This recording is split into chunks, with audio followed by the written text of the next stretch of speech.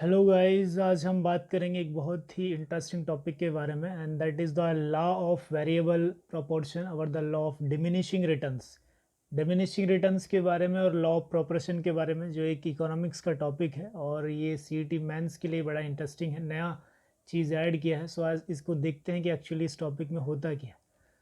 The law of variation proportion और law of diminishing, इसकी जो डेफिनेशन को स्टेट्स करते हैं। डेफिनेशन पहले इसकी टर्मिनोलॉजी को समझने की कोशिश करते हैं कि वह terminology actually uses in it. तो इसमें अगर आप देखेंगे, सबसे पहले डेफिनेशन है as we increase the variable form. कोई भी अगर एक वेरिएबल फॉर्म में कोई इनपुट्स है, अगर उसको हम इंक्रीज करते हैं and one form is fix और दूसरी फॉर्म को फिक्स रखते हैं इनपुट वाली फॉर्म को, तो जो टोटल जो प्रोडक्ट होगा वो इनिशियली इंक्रीज करेगा, the total product initially increases होगा और then after rate falling at a negative rate, और एक कंटिन्यूस डिमिनिश होता चला जाएगा और नेगेटिव रेट पे पहुंच जाएगा। इसी को हम लोग कहते हैं लॉ ऑफ डिमिनिशिंग रिटर्न्स और the law of variable proportion. यानी डिफरेंट प्रोपोर्शंस अगर हम लोग बढ़ाते चले, इनपुट्स बढ़ाते चले और एक फॉर्म उसकी फिक्स रखें। जैसे आप एग्जाम्पल के लिए समझने की कोशिश करेंगे, जैसे यहाँ पे आप देख रहे हो, इनको अगर फिक्स फॉर्म करें और वेरिएबल फॉर्म चेंज करें, मान के चलो एक जैसे यहाँ पे एक मशीन्स की फॉर्म ले लेते हैं कि हम मशीन्स ले लें या कोई लैंड ले लेते हैं। हमारे पास जैसे 1 किला ज़मीन है और लेबर उसमें काम करने वाले, हम पहले एक लेबर थी, फिर 2 कर लिया, 3 4, इसको बढ़ा देते हैं। फिर टोटल जो प्रोडक्ट है वो इनिशियली आप देखते हैं बढ़ता है और फिर ये डिक्रीज होता है। इस स्टेज में आप देख रहे हैं डिक्रीज हो रहा है। पहले ये काफ़ी इंक्रीमेंट इसके अंदर आप देखेंगे, फिर इसके बाद ये कम होता चला गया और कंटिन्यूस कम होता चला गया। लेकिन उसका जो एक इम्पैक्ट रहा वो मार्जिनल कॉस्ट के ऊपर रहा है। जैसे आप मार्जिनल कॉस्ट देखते हैं कि पहले जब इन सबसे ज़्यादा अच्छा रहा है 10, फिर 20, यहाँ सबसे ज़्यादा रेट ऑफ इंक्रीमेंट रहा। इसके बाद ये जो स्टेट्स है बीच वाली, यहाँ डिक्रीजिंग स्टेट्स देखने को मिली और फिर ये नेगेटिव फॉर्म में आ गया। तो इसी को हम ये मार्जिनल कॉस्ट जो निकालते हैं और यही रेट है डिक्रीजिंग, जो लॉ ऑफ डिमिनिशिंग प्रोपोर्शंस की बात करते हैं। अब इसकी ये वाली टर्मिनोलॉजी समझने की कोशिश करते हैं कि मार्जिनल कॉस्ट क्या है, एवरेज कॉस्ट क्या होती है, टोटल प्रोडक्ट क्या होता है। और ये वेरिएबल कॉस्ट तो कोई भी कॉस्ट हो सकती है जिसको हम कोई भी यूनिट्स के फॉर्म बढ़ा देते हैं, और ये कोई भी एक फिक्स क्वांटिटी हो सकती है। जैसे मैंने आपको बताया कि एक लैंड की फॉर्म ले लेते हैं, जैसे 1 किला ज़मीन है, 1 किला यहाँ है, 1 किला ही है पूरा, और लेकिन उसी 1 किला के लिए जैसे एक वेरिएबल फॉर्म ऑफ इनपुट्स बढ़ा दिया, लेबर बढ़ा दी 1 2 3, तो ये तो हम मान और एज्यूम कर सकते हैं। अब समझते हैं कि टोटल प्रोडक्ट क्या होता है। टोटल प्रोडक्ट बेसिकली वो सारा प्रोडक्ट होता है जो कंबाइन इनपुट्स, जितने भी जो कंबाइन इनपुट्स लगाए जाते हैं टू फॉर्म ऑफ प्रोडक्टिविटी के लिए, वो टोटल प्रोडक्ट्स होते हैं। इन अगर डेफिनेशंस को हम लोग देखें तो टोटल प्रोडक्ट क्या है, all the factor our the production combined together at any time, वो होता है टोटल प्रोडक्ट। और अगर एवरेज प्रोडक्ट की बात करें, total product divide by number of units of the variable factors. और मार्जिनल अगर प्रोडक्ट के बारे में बात करें, या मार्जिनल प्रोडक्ट जो होता है वो टोटल प्रोडक्ट माइनस में टोटल प्रोडक्ट n-1। इसका मतलब होता है कि change in the marginal product per unit, change in the variable factor. जैसे जैसे वेरिएबल फैक्टर में हम लोग चेंज करेंगे, यानी इस वाली चीज़ में जैसे जैसे हम चेंज कर रहे हैं, बढ़ाते जा रहे हैं, तो ये जो मार्जिनल प्रोडक्ट है, मार्जिनल कॉस्ट, इसमें चेंजेस होगा। इस 3 स्टेप्स में एक्चुअली देखने को मिलेगा। पहले ये इंक्रीज़ करेगा जो टोटल प्रोडक्ट होता है, और मार्जिनल कॉस्ट भी इंक्रीज होगी, लेकिन बीच में ये डिमिनिशिंग स्टेट्स में आएगा, मतलब कंटिन्यू डिक्रीज हो जाएगा, और लास्ट में ये फॉलिंग टू द नेगेटिव हो जाएगा as we continuous increases the variable form of inputs. तो ये एक इसका इम्पॉर्टेंट रूल है। जैसे अब हम यहाँ इसको थोड़ा सा समझने की कोशिश करते हैं कि एक्चुअली इसको कैसे कैलकुलेट करते हैं।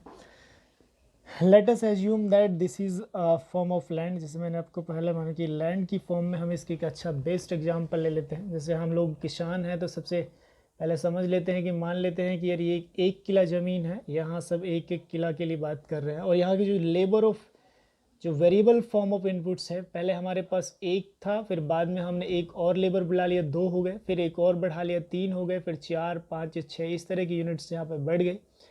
फिर जो टोटल जो प्रोडक्ट आप देख रहे हैं यहाँ पर 10 यूनिट्स, ये इन्होंने जब एक लेबर काम कर 10 यूनिट्स प्रोड्यूस कर रहे थे, जब 2 मिल गया तो 30 यूनिट्स प्रोड्यूस किए, फिर 45 किए। ये एक मान लेते हैं कि इतने बनाए, 4 यूनिट इतना इन्होंने निकाला, 5 थे तो 52 और 6 थे तो 48। तो ये इनका जो यूनिट्स हैं, ये प्रोड्यूस यूनिट हुआ। एवरेज हम निकालते हैं जितने नंबर ऑफ ये टोटल जो प्रोडक्ट है डिवाइड बाय जो नंबर ऑफ जो वेरिएबल जो फॉर्म इनपुट्स है उससे डिवाइड कर देंगे, इसको इससे एंड इसको ये एक एवरेज जो है फॉर्म निकल के आ जाएगी, एवरेज फॉर्म।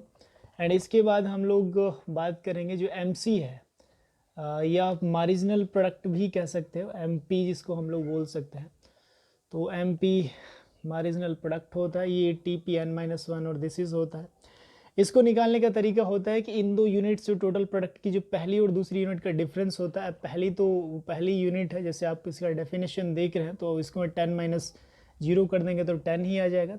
30 में से 10 गए तो ये 20 बच जाएगा, और 45 में से 30 गया तो 15 थर्ड टाइम्स, फिर इसमें से इसे घटा देंगे 7 और इसमें से इसे घटाएंगे तो 0, और दिस इज 48 में से ये 52 तो 4। तो ये स्टेट जो है नेगेटिव बनती है लास्ट में। अब ये एक समझने वाली बात है कि इसमें एक्चुअली ये पूछा जाता है कि कौन सी स्टेज में जो है क्या तरीके से काम हुआ है। इन ये 3 स्टेज बने, ये फर्स्ट स्टेज है और इसको हम लोग सेकंड स्टेज बोलेंगे और इसको थर्ड स्टेज बोलते हैं। तो बेसिकली ये 3 स्टेट्स हम देख रहे हैं। इसको हम लोग कहेंगे कि इंक्रीजिंग TP टोटल प्रोडक्ट यहाँ इंक्रीज होगा। ये एक डिमिनिशिंग स्टेज है,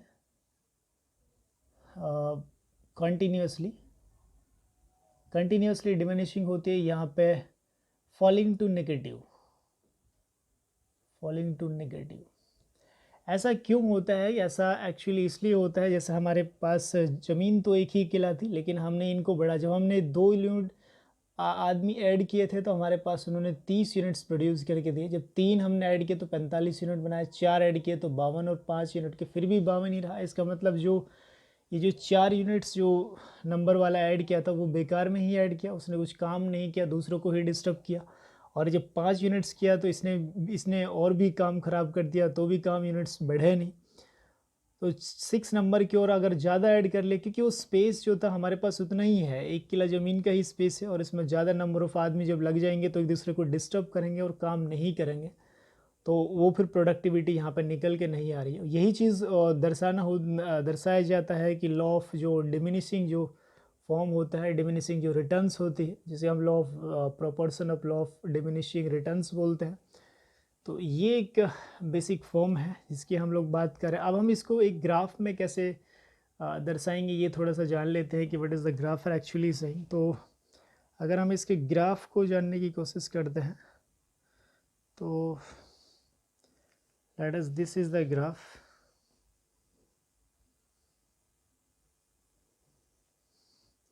यहाँ पे हम लोग बात करेंगे टोटल प्रोडक्ट के बारे में, और यहाँ पे वेरिएबल फॉर्म के बारे में बात करेंगे। ये वेरिएबल फॉर्म हो गया, ये टोटल प्रोडक्ट हो गया। फिर हम इसको 6 नंबर तक जैसे हमने लिए हैं, 1 2 3 4 5 एंड 6 नंबर हो गए। और फिर अगर हम लोग इसकी बारे में बात करेंगे तो ये जैसे 10 हो गया, 20 30 40 50 60 ये नंबर हम ले लेंगे। और फिर इसमें एक देखने को मिल रहा है कि एक नंबर नेगेटिव भी आ रहा है, -4 एक नंबर देखने को मिल रहा है, वो हम यहाँ पे ले लेंगे।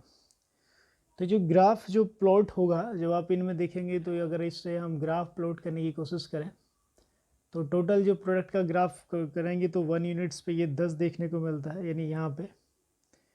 फिर ये यहाँ पे दूसरी स्टेज में ये 30 यूनिट्स हो जाते हैं, और तीसरे यूनिट्स यानी देखेंगे तो यहाँ पे कहीं जाएगा, तो इससे ये ऐसा बनेगा। तो कुछ तरह ये इस तरह से बनेगा, यहाँ से जब ये चलेगा। दूसरा हम जो प्लॉट करेंगे तो वो एक इंटरेस्टिंग फॉर्म होगा। सेकंड जो प्लॉट करेंगे जो दूसरा चीज़ के लिए, यानी कि जो मार्जिनल जो एक जो प्रोडक्ट होता है उसके लिए, तो उसके लिए पहले स्टेज पे 10 यूनिट्स ही बनाए, लेकिन दूसरे स्टेज पे 15 यूनिट, और फिर वो 20 यूनिट्स बनाता है। इस तरह से एक डिक्रीमेंट होता है, लास्ट स्टेज पे ये -4 हो जाता है, यानी ये कुछ इस तरह से होगा। एवरेज प्रोजेक्ट यहाँ पर आएगा। तो अब देखोगे कि यहाँ वाला ये जो एरिया है, now I am going to explain you how we can plot the graph by using the total product values, average values, और जो marginal जो product values हैं by using of this product। तो ये जब हम इस वैल्यूज़ को देखते हैं तो यहाँ पर टोटल प्रोडक्ट की value 10 20 30 45 52 48 average values are given and and this is the values of the MP. जो हम मार्जिनल प्रोडक्ट की बात करते हैं, तो ये जो वैल्यूज़ को जो हम ग्राफ में प्लॉट करेंगे तो हम 6 वेरिएबल क्वांटिटीज़ हैं, 1 2 3 4 5 ले लेंगे और 10 20 10 का डिफरेंसेस ले लेंगे। यहाँ पे जो पॉइंट्स रख लेंगे, जैसे पहला वैल्यू 1 पे 10 आ रही है, टोटल प्रोडक्ट में फिर 30 है, तो नंबर 2 पे 30 है। इस तरह से ये ग्राफ यहाँ पे आएगा।